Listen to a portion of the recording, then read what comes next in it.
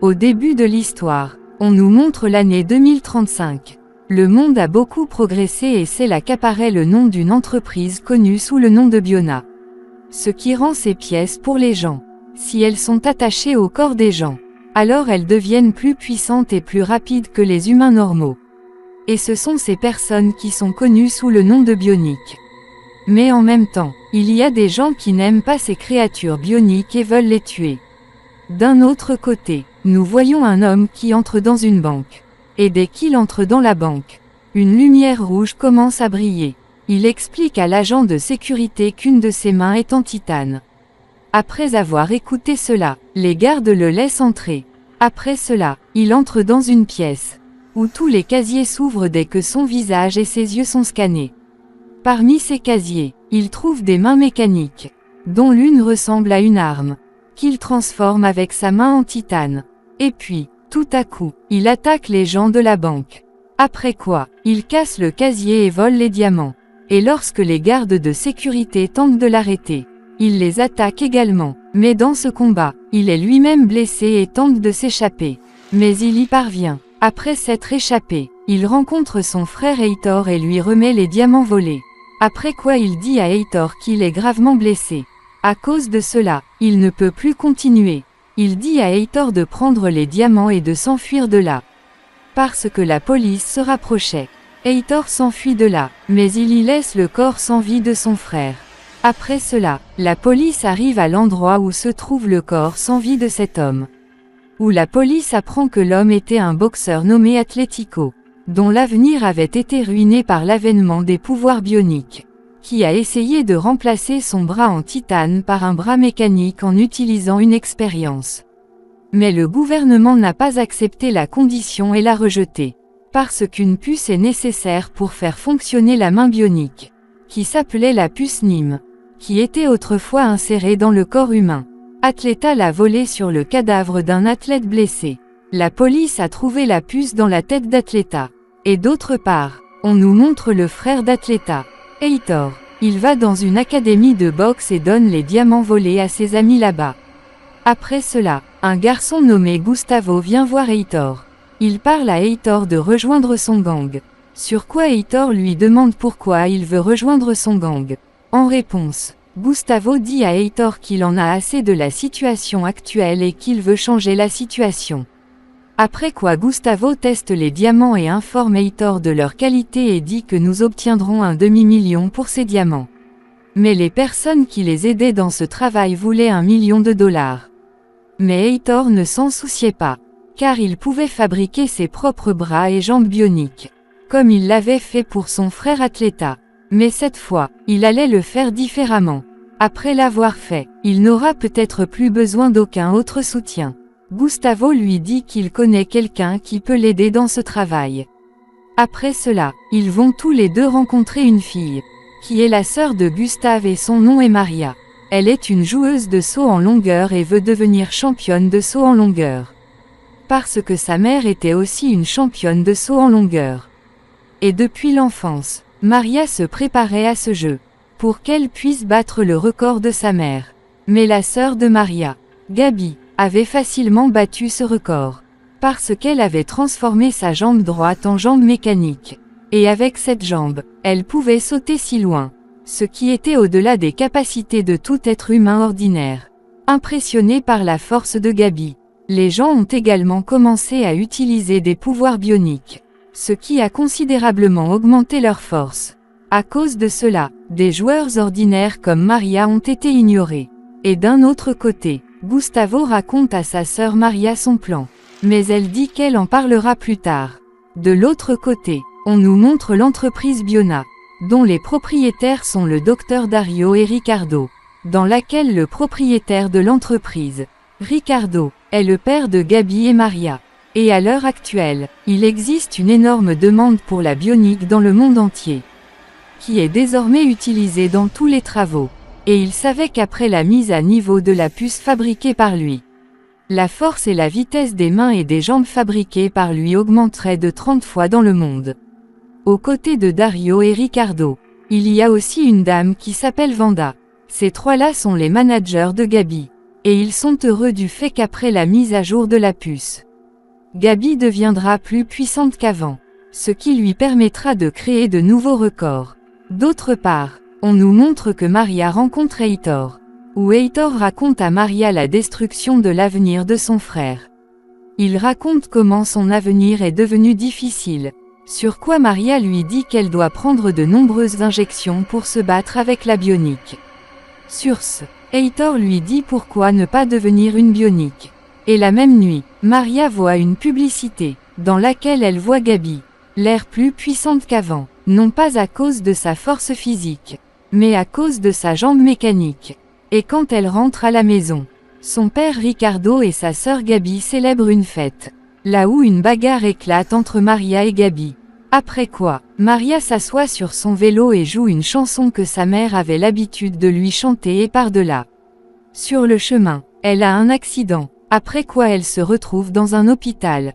Et quand elle ouvre les yeux, elle voit Heitor devant elle. Et le reste des membres de sa famille sont autour d'elle. Et pendant ce temps, Maria se rend compte qu'une de ses jambes a été coupée. Et elle commence à crier et à hurler. Quand les médecins voient cela, ils lui injectent un somnifère. De l'autre côté, la police recherche Heitor et ses compagnons, qu'elle soupçonne d'avoir coupé les mains et les jambes des joueurs pour les rendre bioniques. Après cela, on nous montre Maria qui vérifie son portable et trouve un message d'Heitor, dans lequel il est écrit si le cadeau que vous avez reçu est celui que j'ai envoyé ou non. Maria commence à tomber mais Gabi la retient et l'encourage à marcher. Elle offre également à Maria un cadeau de Heitor, une poupée dans une boîte contenant des pièces bioniques, ce qui indique qu'Heitor veut rendre Maria plus forte avec l'aide de pièces bioniques. En voyant cela, Maria devient très heureuse. D'autre part, la puce Nîmes est installée dans sa tête. Le docteur Dario soigne Maria, et tout se déroule parfaitement comme il l'avait prévu. Après cela, Maria est équipée d'une jambe robotisée. Après quoi Maria est très heureuse, parce qu'elle peut tout faire mieux qu'avant.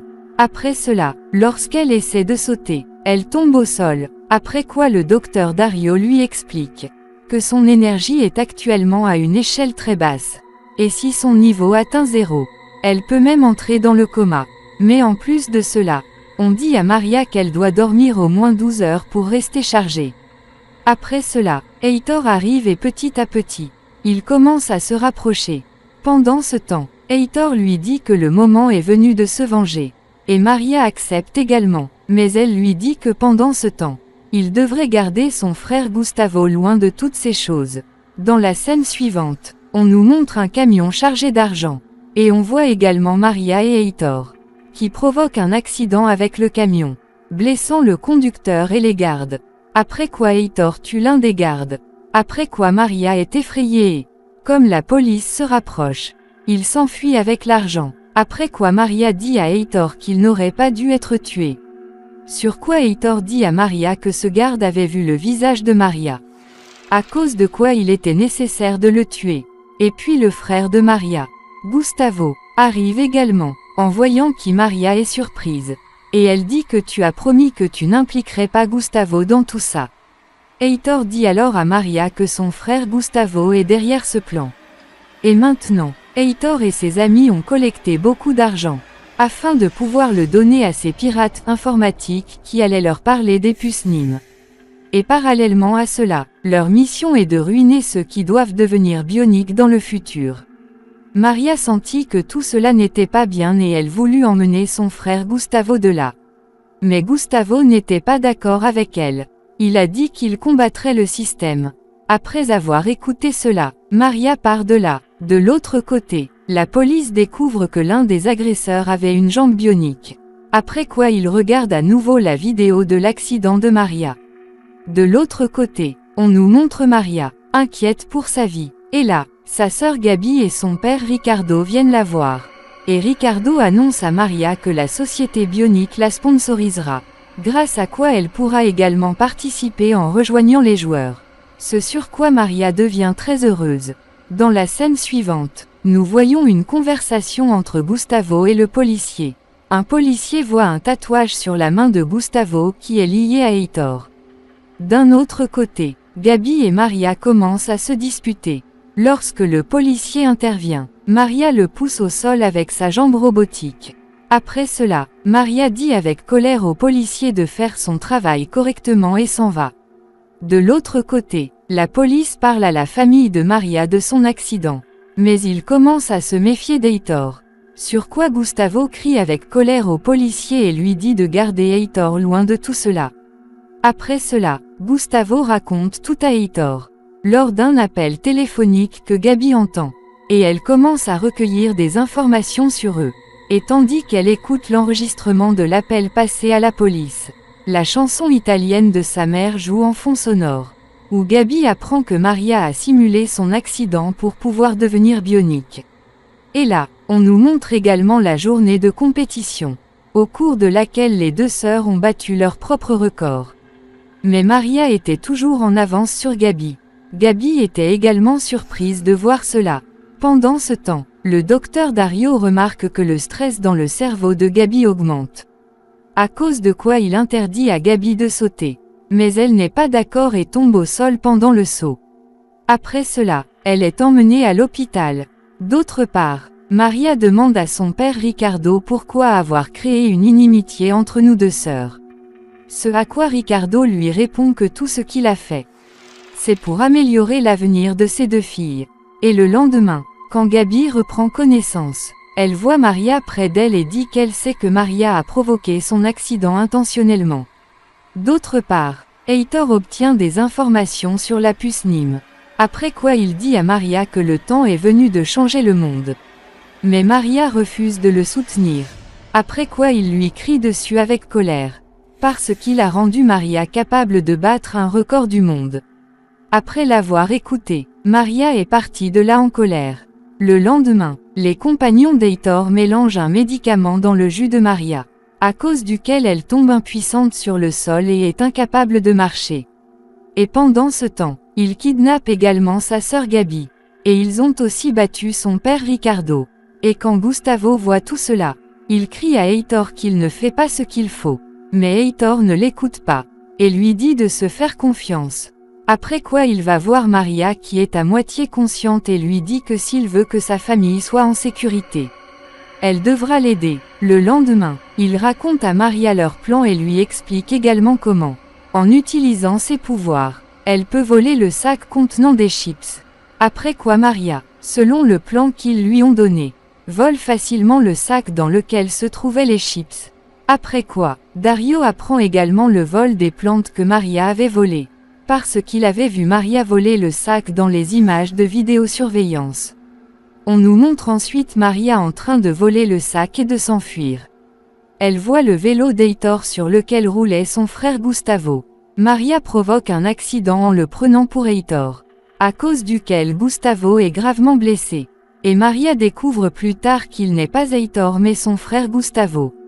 Après quoi Hector arrive là-bas avec toute son équipe. Après quoi Maria attaque Hector avec colère. Mais ses gens battent Maria et la rendent inconsciente. Et quand Maria reprend connaissance, elle se retrouve avec toute sa famille. Celui qu'Hector et ses hommes avaient kidnappé. Après quoi elle voit Hector et son patron, en train de célébrer après avoir reçu le sac contenant des chips. Mais entre-temps, Maria se libère et tombe sur la table. Elle leur donne de violents coups de pied. Après quoi tous les jetons sont dispersés. Après quoi, un combat acharné a lieu entre Maria et les amis d'Hector, au cours duquel Gabi se libère également, et soutient Maria dans ce combat. Les deux sœurs utilisent leur pouvoir bionique pour gagner la bataille.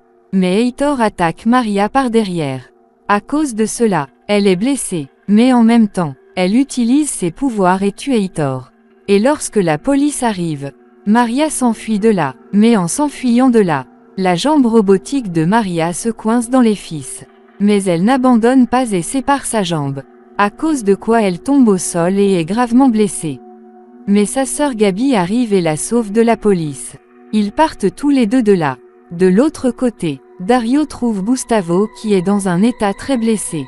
Mais il respire et il est vivant. Même après 6 mois, la police est toujours à la recherche de ses deux sœurs, qui dirigent désormais une école pour enfants handicapés. Après quoi Dario arrive et fait l'éloge de leur travail. Après quoi, Maria et Gabi sont montrés en train de rencontrer le patron d'Heitor, qui veut leur aide concernant sa sécurité.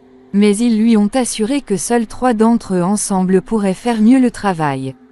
Après quoi, leur frère Gustavo arrive également. Devenu plus puissant qu'avant, le patron envoie un homme pour tester sa force, que Gustavo combat avec beaucoup de force et d'habileté. Après quoi, le patron est impressionné par lui et confirme l'affaire.